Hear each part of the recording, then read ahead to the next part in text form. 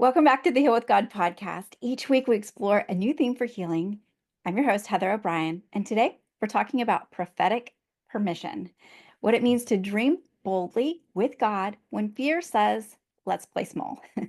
So many of us carry dreams in our hearts, dreams that God probably put there, but fear, perfectionism, or our past failures whisper, we're not enough. Knock it off. Don't try it again.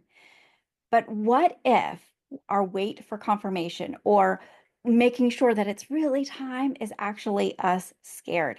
Deep down, we're just scared. And we need to start believing that we've already been given permission. Well, what if your healing actually starts when you move forward? That's a new thought, right? What if your wait is actually fear and disobedience? So, what if the permission you're waiting for is already yours? Today's guest gets us on a deep level with this permission that we're looking for. He's not just a speaker or a coach. He's actually someone who equips others to overcome fear with faith and to dream big with God. Hey there, welcome to Heal with God. I'm Heather O'Brien, your prophetic healing coach. This is your place where we go deeper into hearing God's voice and finding your healing through Jesus. If you're a Christian who's prayed all the prayers but you still feel stuck and you're ready for breakthrough, you're in the right place. Let's dive in because healing with God is possible for you too. This is simple. Every third Monday of the month, I host a free live 60-minute prophetic healing workshop on Zoom. All you have to do is sign up at heatherobrien.net/workshop.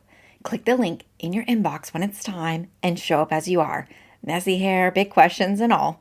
I'm going to guide you through a 3-step spirit-led process to hear God, uncover what's really behind that reoccurring struggle, and break off the lies that have kept you feeling stuck.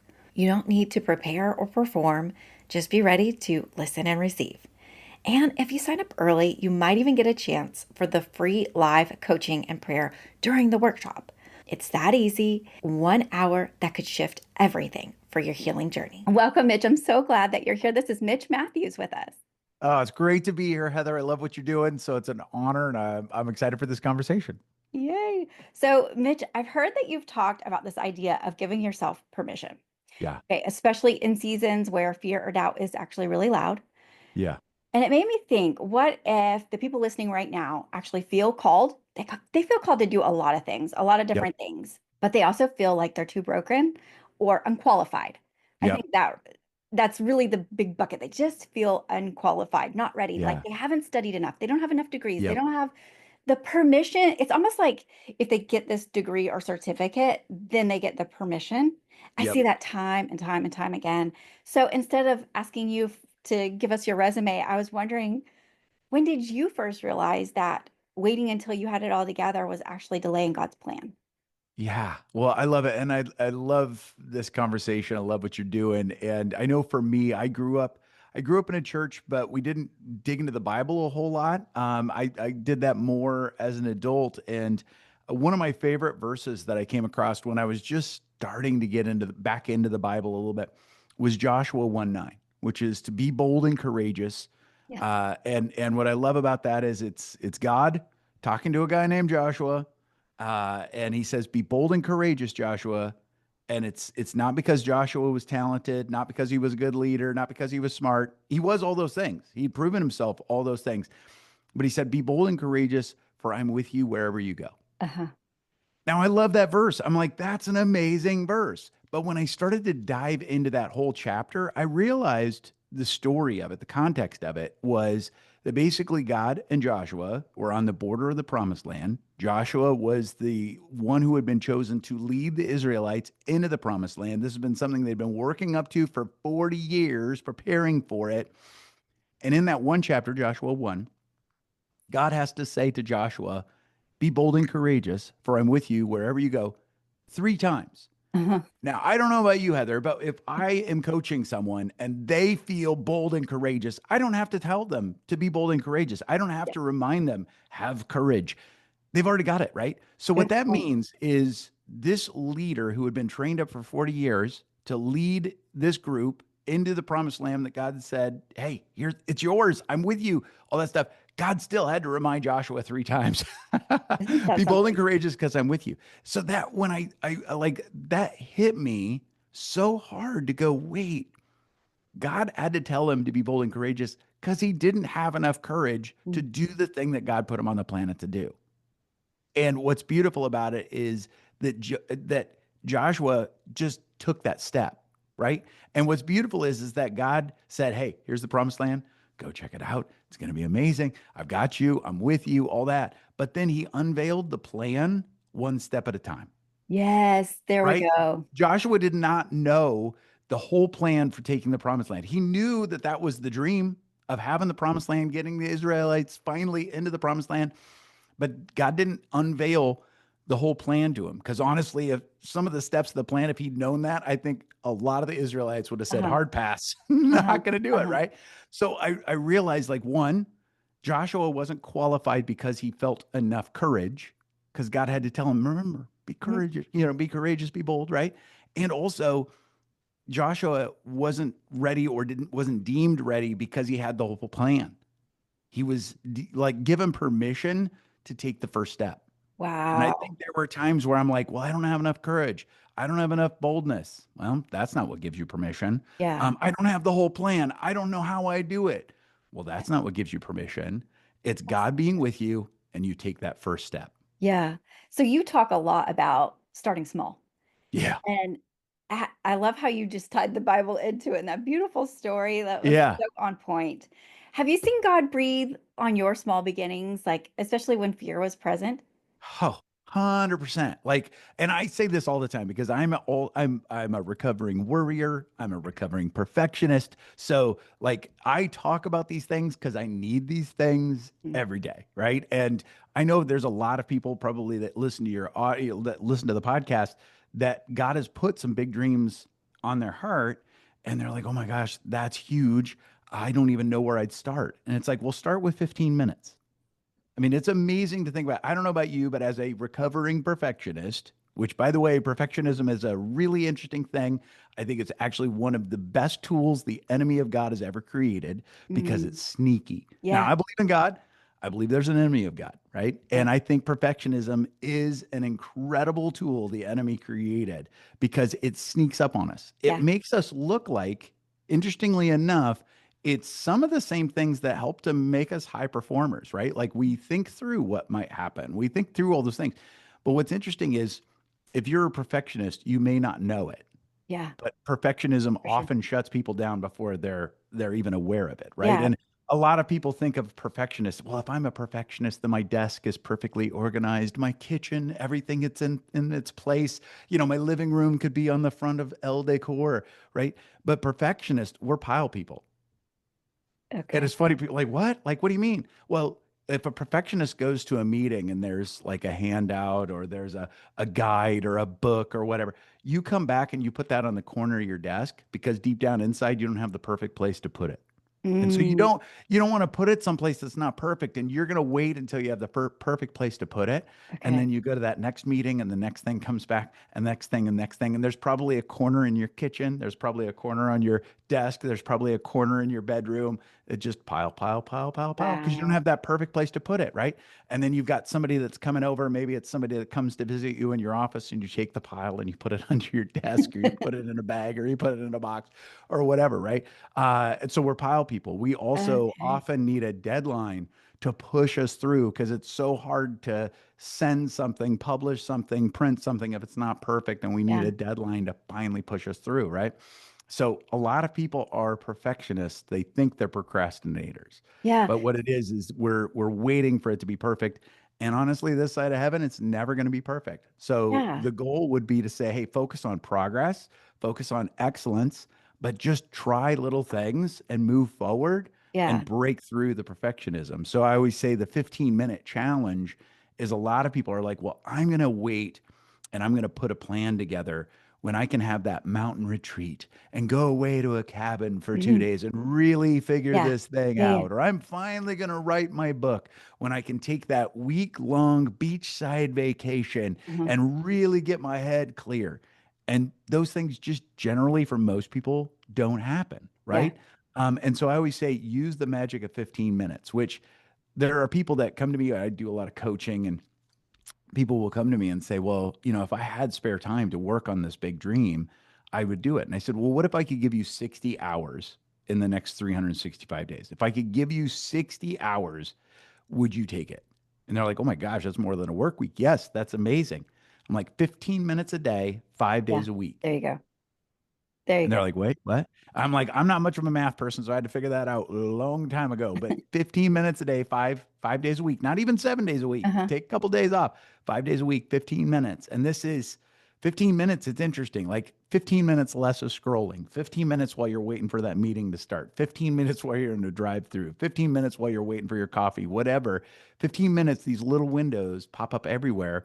And it's like, hey, go listen to Heather's podcast for 15 minutes. Go listen to that TED talk on that subject you're really curious about. Go, Mhm. watch a YouTube video on that, maybe a strategy. It's incredible what resources are available to us. Mhm. But 15 minutes a day adds up. Yeah. And I think, the devil keeps whispering, wait until the Yeah. perfect time to do it. Yes. Wait until you know everything. Wait until you're confident enough to do it. And generally, God never calls us into those things that we Yes. feel ready for. The timing is perfect, it's easy. Oftentimes, the big things that He calls us into, He knows He's calling us into something that we absolutely need Him to guide us and help us with every Uh-huh. step of the way. Uh-huh. And so that's I that's love where that. that's where it starts. Yeah. So I was just asking you for a small step, and so you're saying I'm just like mapping this all together. Actually, the fear of taking that one small step is Yeah. driven by perfectionism. Oftentimes for a lot of people. Yep. And you are so right. It is sneaky, it's deceptive It's because sneaky. it's masked as godly. Right. It's Right. a really a mask. There's a scripture that says what seems godly actually isn't. Right. Paraphrasing. And I think that that's what perfectionism is. Yep. I know that I've suffered, I'm a recovering perfectionism, just Yeah. like you Yep. said. And Yep. I know it's actually a devil too. And we talk Yeah. about deliverance here, and Yeah. I It's hope that's huge. not too weird for you, but we Oh, talk no, about by no means. like Yep. we're Yep. really in spiritual warfare, and this perfectionism actually isn't your personality. It's something Nope. that you have to fight like it's a spirit because Yep. it's warring for your attention. You said it so clearly. You said it is, well, you didn't say it was demonic. That's my words. But No, but it's true. Yeah, it's of the enemy, right? It's one of the enemy's best strategies that's what because you were you're saying. exactly right. It is. And it's one of those things that and that's what the enemy does, right? He can never be as creative, never as amazing as our God, right? So what he does is he tries to take something good and Uh-huh. he tries to twist it just a Yes. little bit, right? So Yes. we can have a heart for excellence. Yes. Like if we, when people hear me say let go of the perfectionism, I think sometimes people wonder, are you just saying sit on the couch and Uh-huh. Right. veg No. out? It's like, no, I No. still have a heart for excellence. I Uh-huh. still have a heart for progress. But, I have to remind myself daily to set aside the heart for perfection because Mhm. perfection's just not going to happen on this side of Right. this side of Yeah, heaven. So to be able exactly. to say, hey, what does excellent look like here? Or how Mhm. can I bring my best self today? Not a perfect self, not a persona, right? Uh-huh. Because what's interesting about perfectionism too, it's sneaky in that it really is tempting to start to have a persona, right? Hmm. Oftentimes, if we don't feel confident enough to take that first step or to be the person that we maybe feel like we're supposed to be, then one of the other temptations that the enemy throws at us is, hey, you're not who you think you need to be, so fake it. Yeah. And Wow. there's that phrase that's widely Wow. accepted, fake it till you make it. And I'm not a big fan of that. Yeah. Persona is so Mhm. tempting, right? And persona, that word actually comes from a Latin word which means mask. Ooh. And Come on. the enemy wants us to Mm. live in inauthenticity, right? Yeah. Jesus said he came so that we could have life and life to the fullest, right? To have a life that's exceedingly abundantly beyond what we could hope, dream, or imagine. Right. That's a life where we are authentically who we were meant to be, Yeah. not to fake it. And I speak on this really passionately Yeah. because I fell into this trap too. Yeah, Like when exactly. Me too. I went through corporate America, always had this dream of having my own business. Finally, I got promoted into a bad fit job, which was a real wake up call to say, hey, remember, you're not put here to do this. You're put here to do this. At least in this season, that was the thing. So I started to build the business.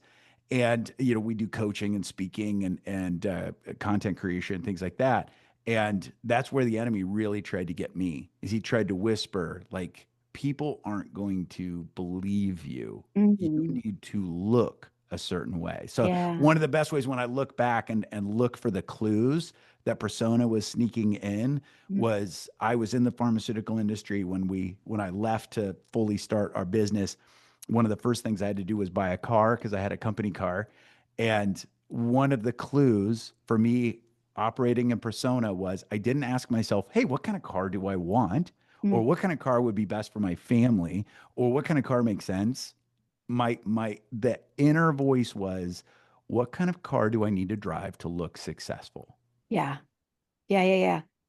And that, like, it's one of those things that should have been a clue to me at the time, but I just Yeah. But you embraced didn't it, get went it. with it, and I bought a used Mercedes. I did. I Yeah. bought and it was beautiful. It was a beautiful car.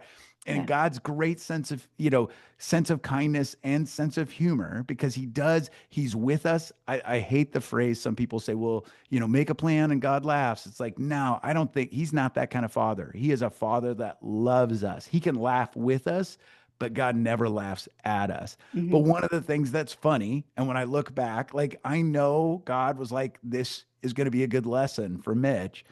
I bought this used Mercedes. It was beautiful. And for the first couple of weeks, when I pulled up to the coffee shop, I looked like I'd made it by the world standards.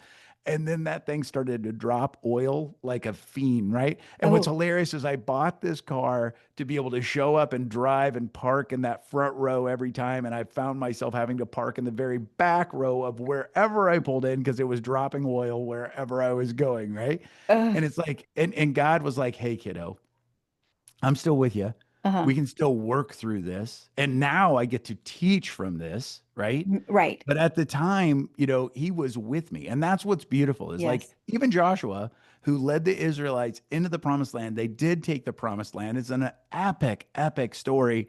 He still made mistakes. And the people that followed him still made mistakes. And God met them in those mistakes and continued to guide Joshua as they moved through those things. And so I think he does the same thing with us. He's patient, he's kind. I truly believe he never laughs at us, but he will certainly laugh with us because he's hilarious. He is so funny and is willing to guide us so that we learn. Uh-huh. And sometimes that's through laughter. And Yeah. sometimes I don't think he ever causes situations where we're in pain, but he will definitely meet us in that pain and help Yeah. us to learn Yeah, from yeah. that pain. So, So yeah. that kind of makes me think about a couple of different things. I have a few different clients that are coming to mind as you're talking. Yeah. Actually, maybe I could think of like two handfuls of people that I Yeah. know that Yeah. are actively thinking that they need a license, like a ministry license, Sure. in order to like do what I do, Sure. like to Yep. coach people with God, Yep. Yep. healing and Yep. stuff. And then and it goes a step further. Actually, another handful of people actually feel like they have to have the therapy license, Sure. and they may or may not be called to that. I don't know. Right. And or they might be called to the therapy lens, to coach with a Christian lens, but then they also feel like I need to go to Bible college because I'm a brand new Sure. believer and I don't know anything. And Sure. I'm like, I recently was coaching someone through that and I was like, I don't think this is of the Lord. I think Yeah. that this is actually distraction. Yeah. And that kind of hit her like a ton of Yeah. bricks. But she told me later, she went home and she was praying and she's like, I started praying through that, and I think that this is, well, she didn't say perfectionism, she said procrastination Sure. because she was supposed to be studying for her license to be a therapist. She's already done all of the courses. She just needed to Wow. pass the test. Wow. And I'm like, I was like, well, which one are you called to? Are you called to be a Bible teacher? Or are you called to be a therapist? She's like, from a young age, I was supposed to be a therapist. I'm like, obviously, this is a distraction. This is Yeah. performance. This is perfectionism. This is actually pride. I usually Yeah. put those three P's together. They hang out together. They're Uh, cousins. and so when I think about all of that, I'm like, this is way more than just that one person going through this. This is a theme that I see Yeah. on this earth that God is trying to rip apart from the bride of Christ. In fact, Yeah. and I wanted to ask you, like, so you said, I mean, we compare your funny story about buying the wrong car, Right. but what about this real life situation? She wants to be a therapist. She's got her Right. degree, but she doesn't have her license. But then she also wants to add God into it. And so at what point, like, how do we discern that something is Sure. this bold idea from God or Yep. it's just a risky idea from our own ambition? Have you ever like thought through that? Yeah, for sure. That's something I think about a lot and talk about a lot. I love this kind of conversation because I think it's huge. And I think what's interesting is people always ask me like, how do I know if they're talking with me about a big dream or a big vision? People will ask all the time, like, how do I know if this is me Mhm. or if it's God? Yeah. And often I'll say, why does it have to be either or? Oh, come on. Right? I said, so let it at least start with that. Why does it have to be either or? Because if God put us here to do some things, I don't think that God put us on the planet to do just one thing, right? God is not limited by anything. And why would he put us on the planet to do just one thing? Right. Right. And that helps a lot of recovering perfectionists too, because I think Uh-huh. some people say, oh, what's that one thing I was put on Yeah, the planet to do? I'm exactly. like, oh my gosh, if I had to figure that out, my gears of my brain would grind to the point where you would smell smoke, even though we're not in the same room, right? So one thing is to say, all right, what if some of the things you really are interested in, curious about, excited about, what if God put those there as seeds, right? And so one of the things I always say is if somebody has a dream that's starting to build or they're curious about a thing, right? First off, one, there's a lot of ways to hear from God. Sure. And one of the best ways is to start with Yes. scripture, right? To Yeah. go in and say, all right, does this line up with things that God has done? Does this line up with things that God has said? Right? I know there have been some of my dreams where I'm like, well, it's not really like word for word exactly what God would say, but it does encourage people Mhm. or it does connect people or like this seems godly even though there's not, it's not really covered in the 10 commandments. Well, those kinds of things, right? Mhm. But it's like, does it line up with what God has said or God has done? And if it does, or it's at least in agreement with that, then to be able to say, okay, and part of this is an ongoing conversation. I don't know about you, but I used to think that like God only spoke through the, clouds parting and the audible voice of God, right? But Yeah. now I know God can do that, and there's been a few times where I've had that kind of experience, which is amazing. But most of the time, it's in through those subtle nudges. It's Elisha hearing not in the firestorm, not in the earthquake, not in the big wind. It's through the whisper, right? Of being able to say, all right, hey, God, what do you say? And he will often encourage us, right, to keep moving forward, take that next step.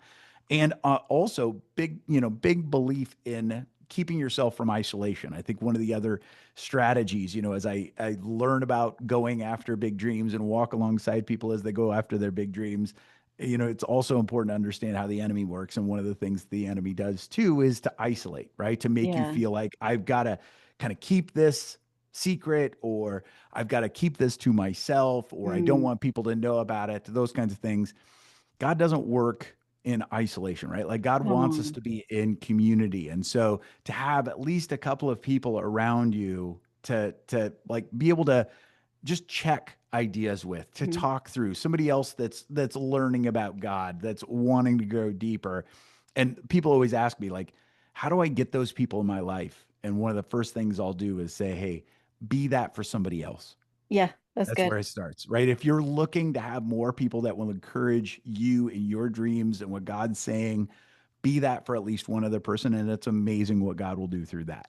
So start Mhm. there, right? Yeah. Good. All that to be said. So, but then to be able to say, okay, if they're working on a big dream or like your client, you're talking about she maybe as her whole life felt like she was supposed to be a therapist. And now she's thinking maybe it's ministry or those kinds of things. Part of it is, with perfectionism, it's interesting. We keep coming back to this. I knew that Uh-huh. was something we might be talking about. With perfectionism, perfectionists tend to be amazing at getting things to 80 to 90%, but the last 10% is the most challenging for most people because Oh, it's not perfect, right? And so often we need a deadline to finally say, okay, it's done enough, right? It's good wow. enough. That's why perfectionists, I always say perfectionists often will think of themselves as procrastinators because in college, if the paper was due at midnight, they were Mhm. often hitting send at 11:59 because they needed the deadline to push that last 10% through. So Yeah. my guess is if she's wrestling with, just about done with that program and that Uh-huh. last 10%, just know that that's often when you're going to wrestle with perfectionism enough. So to be able Wow. to say, hey, it is good enough to take the next step. B Yeah. plus is more than a passing grade, right? Like Yeah. get it done, move to the next thing. And that's a big thing for me is oftentimes if we're in that last 10 to 15%, I will often be the first one to say, hey, if you're feeling like maybe God's calling you in a new direction, of course, listen to that, check that kind of thing. But more often than not, if it's in that last 10 to 15%, I will say, Uh-huh. hey, let's finish this. Uh-huh. And then, in her case, maybe it's finish, get the license, Uh-huh. and then go and explore what it would be Yes. to add ministry to that, right? But get that task done, right? Yes. Finish that. And it will be a push, it will be a stretch, but it will also be worth it. And maybe it's just to say, hey, I completed it, it's done, and God wants to do something through that. So, I It's mean, so there good. are times where He will cause us to do a 90-degree turn in a surprising way. That can happen, but what I find is it's rare that God will call us to a big huge blind leap of faith. Mhm. It's more often the case where he will call us to steps of faith over time. Yeah, I love that so much. So it's almost like, okay, I guess my last question was going to be about obedience. Yeah. And I feel like we could wrap this in a pretty little bow. And Yeah, I love it. and like the way that you're describing how perfectionism gets in the way extremely like Yeah. almost intolerable at the end of a project Yep. is really intriguing to me. I haven't ever quite seen it that way. Yeah. But that is so eye-opening. I hope the listeners are really catching the wind on this. I feel the Holy Spirit so strongly on like That's good. this is something that like we all struggle with at Yep. some point in our life. But I like to say uh like when we're talking about obedience, Yeah. um it's kind of like what's the last thing God told you to do? Yeah. And so like if we go back to our example with this client, like the last thing he told her to do was take the test. Yeah. Right. Right? And the next step, like towards obedience for the seeds that got planted for, learning more about God so that she could minister properly. Let's Sure. just, I'm like, Right. I'm being Right. sarcastic here. I'm like, listen, you don't have to have a license to declare you're qualified to Right. help God's people. Right. And a lot of people on my show want to have, or like listeners, they want to have their own podcast. Sure. And even as you were talking about isolation, I've heard people say, "Well, I started a podcast and I didn't tell anyone about it." I'm like, "Is that really of God?" Right. Like that sounds like so much fear is surrounded by that. Exactly. So Yeah. let's tie this in a little bow Yeah. with like, what is your thought about like obedience coming before clarity? Yes. Like, Well, here's the thing. I love that conversation too. Just you got such great questions. That's why I knew I would just love this conversation. But what's interesting oftentimes is that we think obedience is knowing the full plan, come on, right? That so good. that will like if I understand what God's calling me to, I will understand the full plan. Yeah, yeah, yeah, yeah. And then once I have the full plan, then I'll step out. Yep. But generally, what he will do is give us an essence Mhm, of what we're being called to, mhm. and he will give us a next step Yeah, that's so good. and then say, kiddo, I'll meet you in the next step. Yeah. I'm with you. It's like Joshua. I mean, we're started with Joshua, coming back to Joshua. Uh-huh. Like that legitimately was what he did with Joshua. Like he spent 40 years preparing him to be a leader, preparing him for different things, right? But like what's amazing about the 40 years of preparation for Joshua, like some of your folks I know the Bible, love the Bible, some of your folks maybe not, right? But one of the things that was coming in the first few weeks of them taking the promised land was they had to walk around the city of Jericho, and God gave them a strategy for walking around the city of Jericho, and the walls fell. Mhm. Now that's an amazing story. Sure. That's crazy, Yeah. right? But that had never happened. Like what's amazing about it is that 40 years God had been showing Joshua how to be obedient. He was showing Joshua how to be a leader, how to be a warrior, all those things. And then when they started to walk out this next level and the bigger vision, the bigger dream, he showed them how to apply the things that they'd been working on, the things Mhm. he'd been taught him. He showed him how to apply that to something he'd never experienced before. Ooh. Yeah. And That's that's what he does. Like, and so, people are like, well, what's the big dream? And it's like, well, I know for me, I'm still figuring out some of my big dreams as I'm stepping towards the essence uh-huh. of what I think it is. Right. Like, there are people who say, well, what's your big dream? I'm like, I'll give you the essence of a couple of big dreams, Yeah. but I'm still sorting through what the final version Right. might be. And I think I probably get to figure out the whole thing when I'm in heaven talking with God, sitting there going, what was that about? That was Yeah. amazing, right? But I Exactly. know, like, again, we talked about John 10, Jesus saying and what he said in John 10:10, where he came, right, so that we could have life to the fullest, Uh-huh. to have a life that's exceedingly abundantly beyond what we could hope, dream, or Yeah. imagine. Paul talked about that in Ephesians 2. And I think a big part of that is being with him, walking out these amazing experiences, and sometimes fully understanding why we're doing it, but most of the time just knowing that God is with us and it's incredible. Yeah. That's so Because good. I know for me, I miss out on so many of the amazing moments day to day because I'm focused on trying to figure out what the big vision is and what all of this means. Yeah. And it's like, you know what? When I focus in on this moment, that's where God meets me. Yeah. Like God is not subject to time at all. He's not subject to anything, right? He created the rules, but he's not subject to those rules. But what's amazing about it is when it comes to time, God meets me in this moment. Yeah. God's in my future, God's in my past, there's Yeah. no doubt. But where I meet him is in this moment. And Uh-huh. that's where he wants to be with us in the big dreams that we're walking out, in the day to day, in the line waiting for coffee, building up to take the test, whatever it might be, doing a podcast interview. That's where God meets us, is in this moment. Yeah. Thank you so much. Wow, Yeah. Mitch, this was such a great conversation. And we didn't necessarily know we were going to be talking about perfectionism. I do want to Right. say this, like, that's what God's doing on this earth. I feel like as the conversations flow, we know this is the thing that God wants to purify the bride of Christ about. And I've seen it in the themes of several of my interviews lately. It's been about perfectionism, and I'm not like That's forcing it interesting. to go there. Yeah, It's up that's there. amazing. Yeah, I think God's wanting to do some serious work, and I know your audience is put here to do big things, Yeah. and I think he is. He's wanting to rip down our understanding of perfectionism so that not only can we overcome it, but we can help other people overcome it. Because think about like an army of Jesus people loving well, serving well, bringing excellence. Like that's an Yeah. unstoppable force. And if perfectionism is one of the best tools the enemy's tried to create, then what if we could just blast past that? Mm. Yes, exactly.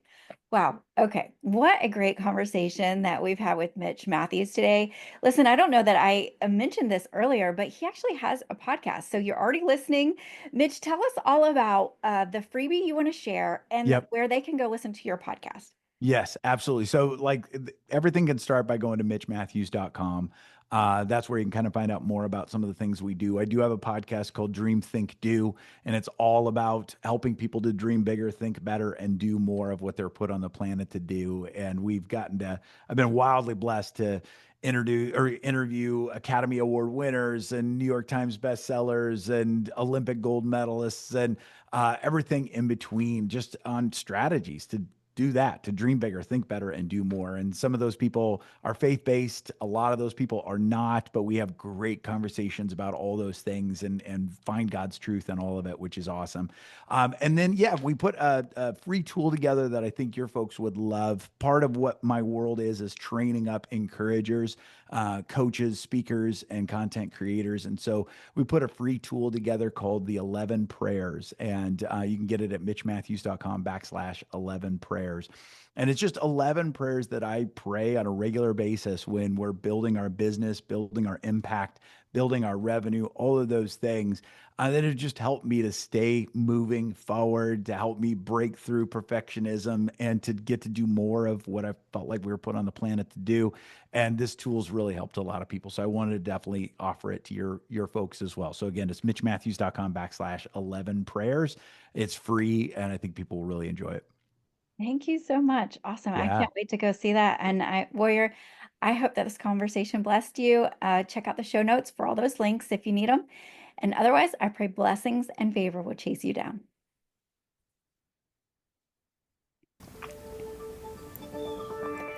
Phew, that was a whole word, wasn't it? Thanks for spending this time with me on Heal with God. Just a reminder, I'm a licensed minister, not a licensed therapist. So this is all about spiritual encouragement and prayer, not replacing your doctor's advice. And if you haven't already, I want you to go grab your spot for the next free live workshop at heatherobrien.net/workshop. I'll walk you through my 3-step spirit-led process to hear God and heal what's really going on. Until next time, I'm praying blessings and favor chase you down.